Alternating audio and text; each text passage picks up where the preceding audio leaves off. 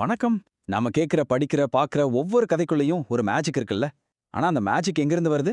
வாங்க, அந்த மேஜிக்கோட ரகசியத்த, அதாவது ஒரு சூப்பரான கதையை எப்படி உருவாக்குறாங்கங்கிறத பத்தி நாம இன்னைக்கு பார்க்கலாம். சரி, ஆரம்பிக்கிறதுக்கு முன்னாடி ஒரு சின்ன கேள்வி. நீங்களே யோசிச்சு பாருங்க.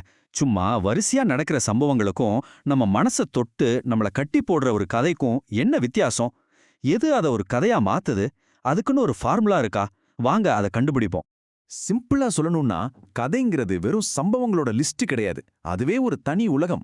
இதுல பாருங்க, கேரக்டர்ஸ் இருப்பாங்க, அவங்க இருக்கிற இடம், அவங்க சந்திக்கிற பிரச்சனைகள்னு எல்லாம் இருக்கும். ஆனா இது எல்லாத்துக்கும் மேல ஒரு கதைக்கு உயிர் கொடுக்கிற விஷயம் என்ன தெரியுமா? ஒரு குறிக்கோளோட பயணிக்கிற ஒருத்தரோட வாழ்க்கையில நடக்கிற அந்த மாற்றம் தான். அந்த பயணம் தான் கதையோட உண்மையான உயிர்நாடி. ஓகே, அப்போ ஒரு நல்ல கதையை உருவாக்க என்னென்ன கருவிகள் தேவை? ஒரு கதை சொல்லியோட டூல் கிட்ல இருக்க வேண்டிய அந்த 5 முக்கியமான விஷயங்களை பத்தி இப்ப நாம பார்க்க போறோம்.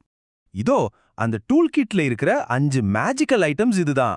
1 பாத்திரங்கள், அதாவது கேரக்டர்ஸ். 2 களம், அதாவது செட்டிங். 3 கதைக்களம், அதாவது பிளாட். 4 மோதல், அதாவது கான்ஃப்ளிக்ட். அப்புறம் 5 கருப்பொருள், அதாவது தீம். வாங்க இப்போ ஒவ்வொன்னா எடுத்து அது என்ன பண்ணுதுன்னு பார்க்கலாம். First, characters. இவங்க தான் ஒரு கதையோட ஹார்ட், அதோட உயிர்னே சொல்லலாம். ஏன்னா நம்ம ஒரு கதையோட கனெக்ட் ஆகுறதே இந்த கேரக்டர்ஸ் மூலமா தான், இல்லையா? அவங்க ஜெயிக்கும் போது நாம சந்தோஷப்படுறோம், அவங்க கஷ்டப்படும் போது நாமளும் ஃபீல் பண்றோம். ஒரு ஹீரோவோட தைரியம், ஒரு வில்லனோட வில்லத்தனம், இல்ல ஒரு சாதாரண மனுஷனோட பயம், இந்த உணர்ச்சிகள் தான் அந்த கதையை நம்ம மனசுல எப்பவும் நிக்க வைக்குது. அடுத்து செட்டிங், அதாவது களம். இது கதை எங்க எப்ப நடக்குதுன்னு சொல்றது. ஆனா இது வெறும் பேக்ரவுண்ட் மட்டும் கிடையாது. யோசிச்சு பாருங்க, ஒரு இருட்டான மர்மமான காடு, அதுவே கேரக்டர்ஸோட பயத்தை இன்னும் அதிகமாக்கும். ஒரு பரபரப்பான சிட்டி, அவங்களுக்குள்ள ஒரு தனிமை உணர்வை கொண்டு வரலாம். சோ இந்த செட்டிங் கூட ஒரு கேரக்டர் மாதிரி தான். கதையோட மொத்த மூடையும் அதுதான் செட் பண்ணுது. இப்போ பிளாட், அதாவது கதைக்களம். இத கதையோட ரோட் மேப்னு சொல்லலாம். நம்ம கேரக்டர்ஸ் போற பயணம் இதுதான். இந்த மேப் இல்லனா அவங்க எங்க போறதுனே தெரியாம நின்னுடுவாங்க. ஒரு சிம்பிளான தொடக்கத்திலிருந்து நடுல வர ட்விஸ்ட் அண்ட் டர்ன்ஸ் வழியா ஒரு பரபரப்பான கிளைமாக்ஸ்க்கு அவங்கள கூட்டிட்டு போறதே இந்த பிளாட் தான். இங்க ஒரு இன்ட்ரெஸ்டிங்கான விஷயம் இருக்கு. உலகத்துல இருக்கிற முக்காவாசி கதைகள் இந்த ஃபார்முலாவை தான் ஃபாலோ பண்ணுது. கதை ஒரு இன்ட்ரோவோட ஆரம்பிக்கும், அப்புறம் டென்ஷன் கொஞ்சம் கொஞ்சமா ஏறி ஒரு பீக் பாயிண்ட், அதாவது கிளைமேக்ஸ்க்கு போகும். அதுக்கப்புறமா பிரச்சனைகள் எல்லாம் மெதுவா குறைய ஆரம்பிச்சு கடைசியில ஒரு முடிவுக்கு வரும். இந்த ஏற்ற இறக்கம் ஒரு ரோலர் கோஸ்டர் மாதிரி தான். இதுதான் நம்மள கடைசி வரைக்கும் சீட் நுனில உட்கார வைக்குது. ஒரு கதையில மோதல், அதாவது கான்ஃப்ளிக்ட் இல்லனா கதையே இல்ல. சிம்பிள். இதுதான் கதையோட இன்ஜின். நம்ம கேரக்டர்ஸ் எதுக்காக போராடுறாங்க, இல்ல எதிலிருந்து தப்பிக்க போராடுறாங்க, அதுதான் கதையை முன்னாடி நகர்த்திக்கிட்டே போற ஒரு பவர். இந்த கான்ஃப்ளிக்ட்ல 2 மெயின் டைப்ஸ் இருக்கு. ஒன்னு இன்டர்னல் கான்ஃப்ளிக்ட், அதாவது கேரக்டருக்குள்ளேயே நடக்கிற போராட்டம். மனசுக்குள்ள நடக்கிற யுத்தம்னு சொல்லலாம். ஒரு முக்கியமான முடிவெடுக்க தயங்குறது, இல்ல தனக்குள்ள இருக்கிற பயத்தோட சண்டை போடுறது, இதெல்லாம் அதுதான். இன்னொன்னு எக்ஸ்டர்னல் கான்ஃப்ளிக்ட். இதுல கேரக்டர் தனக்கு வெளியில இருக்கிற ஒரு சக்தியோட மோதுவாங்க. ஒரு பெரிய புயல்ல மாற்றுறது, ஒரு அநியாயத்தை எதிர்த்து நிக்கிறது, இல்ல ஒரு வில்லனோட நேருக்கு நேரா சண்டை போடுறது, இதெல்லாம் தான். கடைசியா 5வது விஷயம், தீம், அதாவது கருப்பொருள். இத கதையோட ஆன்மான்னு சொல்லலாம். ஒரு படம் பார்த்துட்டு இல்ல ஒரு புத்தகம் படிச்சுட்டு வெளியே வந்த பிறகும் நம்ம மனசுல நிக்கிற அந்த ஒரு விஷயம் இருக்குல்ல, அதுதான் தீம். அன்பு ஜெயிக்குமா, தைரியம்னா உண்மையிலே என்ன, இந்த மாதிரி பெரிய கேள்விகளை தான் கதை பேசும். இன்னும் சிம்பிளா சொல்லணும்னா, சோ வாட், இந்த கதையிலிருந்து நான் என்ன கத்துக்கிட்டேன் அப்படிங்கிற கேள்விக்கு பதில் சொல்றதான் தீம். சரி, இந்த 5 விஷயங்களையும் தனித்தனியா பார்த்துட்டோம்.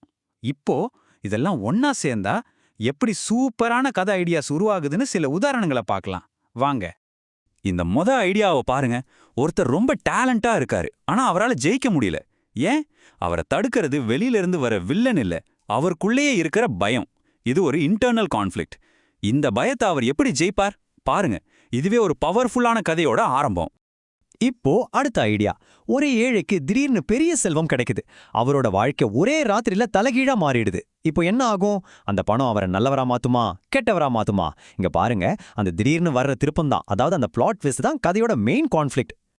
இது எக்ஸ்டர்னல் கான்ஃப்ளிக்ட்டுக்கு ஒரு பெர்ஃபெக்ட் உதாரணம். ஒரு பயணம் போயிட்டு இருக்காங்க, திடீர்னு ஒரு பெரிய பேரழிவு வருது. இப்போ அவங்களால அதை கண்ட்ரோல் பண்ண முடியாது. அந்த பேரழிவை எதிர்த்து அவங்க போராடுறது தான் இங்க கதை. என்னது, பென்சிலை வச்சு கதையான்னு ஆச்சரியமா இருக்கா? ஆமாங்க, ஒரு கதைக்கு ஹீரோ மனுஷனா தான் இருக்கணும்னு அவசியமே இல்ல. ஒரு சாதாரண பென்சிலோட பயணத்தை கூட நாம ஒரு சூப்பரான கதையா சொல்லலாம். அது ஃபேக்டரியில உருவாகிறதுல இருந்து ஒரு கவிஞரோட கையில போய் கவிதையா மாறுறது, ஒரு குழந்தையோட முதல் எழுத்தா மாறுறது, கடைசியா தேஞ்சு சின்னதாகிற வரைக்கும் அதோட வாழ்க்கையே ஒரு முழு கதை தான். இதுல இருந்து என்ன தெரியுது? கதை சொல்றதுக்கு எல்லையே கிடையாது. சரி, இந்த 5 விஷயங்களும் எல்லா கதைகள்லயும் ஒரே மாதிரி இருக்காது. அது கதைக்கிற வடிவத்தை பொறுத்து மாறும். உதாரணத்துக்கு, நம்ம பாட்டி சொன்ன நாட்டுப்புற கதைகளை எடுத்துக்கிட்டா அதுல தீம், அதாவது ஒரு நல்ல நீதி தான் முக்கியமா இருக்கும். ஷார்ட் ஸ்டோரிஸ், அதாவது சிறுகதைகள், ஒரே ஒரு கான்ஃப்ளிக்ட்டை மட்டும் மையமா வச்சு டக்குன்னு ஒரு தாக்கத்தை ஏற்படுத்தும். ஆனா நாவல்ஸ் அது ஒரு பெரிய உலகம். அதுல நிறைய கேரக்டர்ஸ், சிக்கலான பிளாட்னு எல்லாமே இருக்கும். ஸோ ஃபார்மேட் மாறனாரோன் இந்த அடிப்படை விஷயங்கள் மாறவே மாறாது. இப்போ உங்களுக்கு ஒரு கதையை உருவாக்குறதுக்கான எல்லா அடிப்படைகளும் தெரிஞ்சிருச்சு. முக்கியமான விஷயம் என்னன்னா, இந்த கருவிகள் இப்போ உங்க கையில இருக்கு. இத வச்சு நீங்களும் ஒரு கதை சொல்லியா மாற முடியும். வாங்க ஒரு தடவை வேகமா ரீகேப் பண்ணிடலாம். உங்க ஸ்டோரி டூல் கிட்ல என்னெல்லாம் இருக்கணும்? கேரக்டர்ஸ் யாரு, செட்டிங் எங்க எப்ப, பிளாட் என்ன நடக்குது, கான்ஃப்ளிக்ட் ஏன் நடக்குது, அப்புறம் தீம் என்ன மெசேஜ். இந்த 5 கேள்விகளுக்கு நீங்க பதில் கண்டுபிடிச்சிட்டீங்கன்னா ஒரு சூப்பரான கதைக்கு பேஸ்மெண்ட் போட்ட மாதிரி தான். சரி, இப்போ கதை சொல்றதுக்கான அந்த டூல் கிட் உங்க கையில இருக்கு. இதை வச்சு நீங்க என்ன உலகத்தை உருவாக்க போறீங்க? யாருக்கு உயிர் கொடுக்க போறீங்க? என்ன மேஜிக்கை நிகழ்த்த போறீங்க? யோசிங்க. உங்க கதைக்காக இந்த உலகம் காத்துக்கிட்டு இருக்கு.